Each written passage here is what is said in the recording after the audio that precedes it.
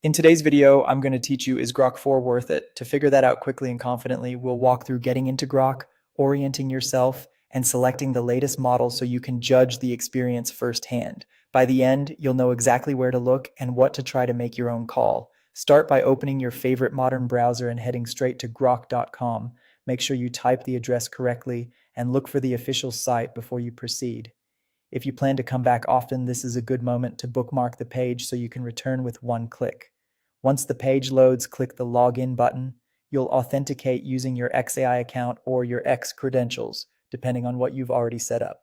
Follow the on-screen prompts, and if you use two-factor authentication, keep your verification method handy.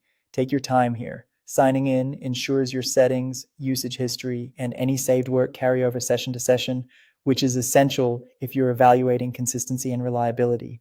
After you're in, take a moment to explore the left sidebar. This is your control center. You'll see Voice, which is geared towards speaking and listening interactions. Imagine, where you can generate images and videos, projects, a great place to keep related work grouped together, and History, which lets you revisit past chats and generations.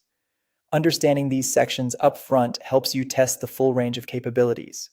For example, if visual content matters to you, spend extra time in Imagine.